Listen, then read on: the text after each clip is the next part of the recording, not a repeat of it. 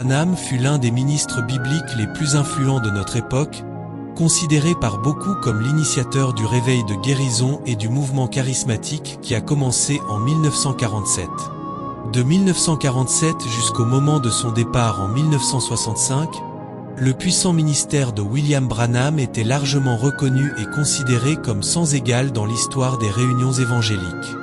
L'impact du ministère surnaturel de cet homme ne s'est pas fait sentir uniquement en Amérique du Nord, mais dans le monde entier. Il y eut un jour une réunion, et William Marion Branham s'y rendit avec son fils. Les organisateurs le réservèrent dans l'hôtel le plus cher de cette ville, pensant qu'il serait heureux. Mais à peine entré, il dit « Faites-moi sortir d'ici, retirez-moi de cet endroit, sortez-moi de cette chambre. » Son fils, lorsqu'ils arrivèrent dans l'hôtel suivant, lui demanda « Papa, pourquoi as-tu réagi comme ça? Tu as embarrassé les organisateurs. » Il répondit « Mon fils, tu ne sais pas ce que j'ai vu. Ce n'était pas simplement un homme avec une femme. J'ai vu qu'il y avait eu des actes sexuels de groupe sur ce même lit, durant les 3 dernières nuits. Et mon fils, si j'étais resté dans cette chambre, j'aurais combattu dans mon esprit pendant toute la durée de ce programme. Et si je dormais dans cette chambre, la dimension de gloire que je porterais dans la réunion serait réduite, parce que la chair combat contre la gloire. Ce n'est pas étonnant. William Marion Branham est reconnu comme étant pratiquement le plus grand porteur de gloire qui ait jamais opéré sur la terre depuis Jésus-Christ. Ce n'est pas étonnant qu'aujourd'hui encore, cette onction soit toujours suspendue dans l'atmosphère. Ô mon Dieu! Il portait la gloire à un tel degré que, lors de l'un des services de baptême dans la rivière Ohio, pendant qu'il baptisait des personnes dans l'eau, le nuage de gloire apparut au-dessus de lui.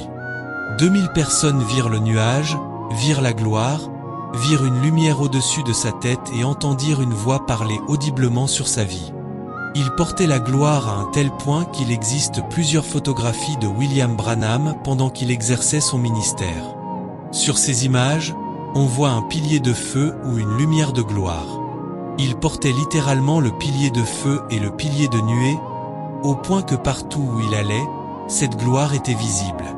Il existe une photographie que je possède, une série de 4 photos prises lors d'une même réunion, où l'on a capturé son image à 4 endroits différents. Sur chacune de ces photos, on voit des lumières au-dessus de sa tête. Un porteur de la gloire. William Branham eut une réunion, un réveil de 8 jours. Après le premier jour, le nombre de miracles créatifs était si élevé que l'auditorium ne pouvait plus contenir la foule le jour suivant. Depuis les portes et le long de la route, il y avait une foule qui s'étendait sur 1 mile de longueur. Vous ne m'entendez pas. Est-ce que vous m'entendez au moins?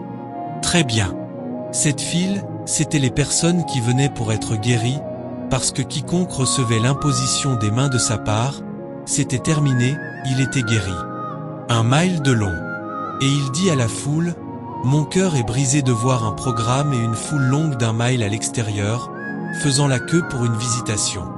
À cause de cela, je resterai pendant les 8 jours complets, et je m'assurerai d'imposer les mains à tout le monde. Mesdames et messieurs, imposez les mains à tout le monde pendant 8 jours et 8 nuits. Lorsqu'il était fatigué, il dormait sur la chair et demandait qu'on lui apporte de la nourriture légère pour raviver ses forces, puis il continuait à imposer les mains. Mais savez-vous que la foule ne diminua jamais à partir d'1 mile? Au contraire, la foule augmentait, passant d'1 mile à 1 mile et quart, puis à 1 mile et demi, puis à 2 miles, et encore à 2 miles. Pourquoi? À cause des nouvelles des miracles, des personnes venant de villes éloignées amenaient tous leurs malades sur place. Lorsqu'il termina le programme de 8 jours, la foule était plus longue qu'au moment où il avait commencé la réunion. Et mesdames et messieurs, la chose étonnante concernant cette réunion particulière, c'est que chaque personne sur laquelle il imposa les mains fut guérie. Il y eut une précision de 100%. Comment ta main peut-elle porter la puissance et la gloire lorsqu'elle est utilisée pour toucher ton propre corps de haut en bas? Je n'ai jamais vu un porteur de gloire comme William Branham, mais il a payé le prix. La pureté. À Bombay, en Inde, lorsqu'il atterrit, il organisa une rencontre avec tous les responsables religieux de toutes les religions. Les Bahá'ís, les confucianistes, les hindous, les sikhs, les bouddhistes, les musulmans. 17 responsables de 17 religions. Il les reçut dans son hôtel autour d'un déjeuner, et après les avoir accueillis, il invita personnellement chacun d'eux à venir à la croisade ce soir-là. Il leur réserva la première rangée, 17 responsables religieux assis au premier rang. Et pendant que William Branham exerçait son ministère ce soir-là, il dit « Il y a ici un homme. Tu appartiens à une religion particulière dont la discipline consiste à regarder le soleil pendant 2 heures chaque jour afin que tes yeux soient ouverts dans le monde spirituel. Tu as fait cela pendant des années, jusqu'à ce que tes 2 yeux deviennent aveugles. Tu vois dans l'esprit, mais physiquement tes yeux sont aveugles. Avance. » Et l'homme s'avança. Ses 2 yeux avaient été brûlés à force de regarder le soleil chaque jour pendant des heures. Il dit « Monte sur l'estrade. » Et l'homme monta sur l'estrade. Il se tourna vers les 17 responsables des 17 religions du monde et leur dit « Si votre Dieu est capable de mettre 2 yeux dans cet homme, je poserai le microphone, je vous demanderai de mettre une pancarte sur mon dos où il sera écrit faux prophète. Et je marcherai dans les rues de l'Inde avec faux prophètes inscrits sur mon dos jusqu'à ce que j'atteigne l'aéroport, et je partirai pour ne jamais revenir. Si votre Dieu peut lui donner des yeux, alors que le premier d'entre vous vienne accomplir ce miracle. » Et ils restèrent tous assis, afin que vous sachiez que Jésus-Christ est le Fils du Dieu vivant. Pas moi. Ce n'est pas moi qui mettrai les globes oculaires, mais Jésus.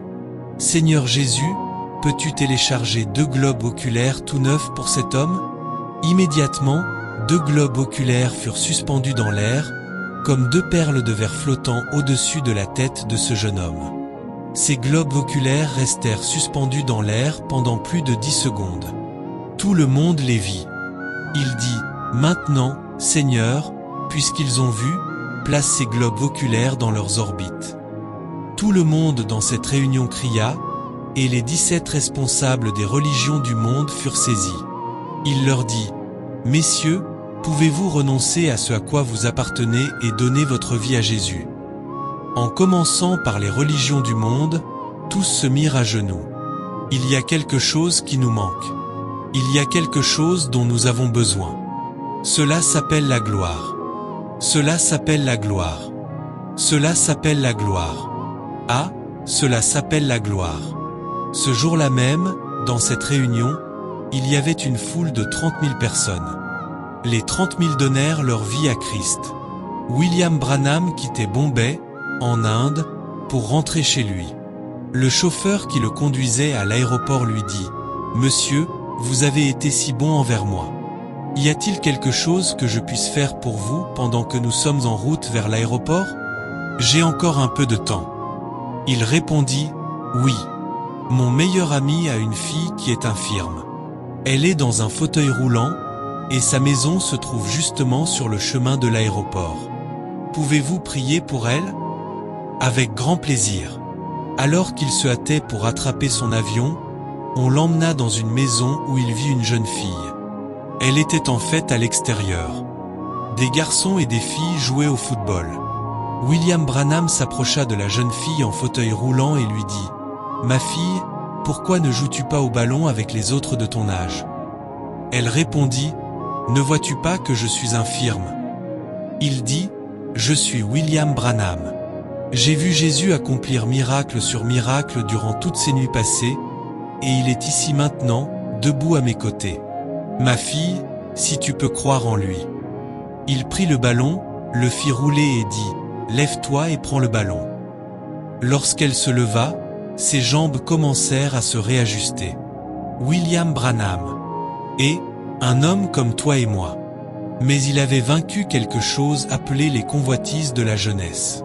Pour lui, c'était un nom. Un domaine non négociable. Tu ne regardes rien de ce genre, à aucun moment, que ce soit sur ton téléphone ou ailleurs. Dès que cela apparaît, tu te sépares immédiatement de cela, parce que tu es un vase saint. Ceci, c'est David. Amen. David n'avait jamais perdu une bataille, depuis 2 Samuel chapitre 1, chapitre 2, chapitre 3, chapitre 4, chapitre 5, chapitre 6, chapitre 7, chapitre 8, chapitre 9, chapitre 10, jusqu'au chapitre 11.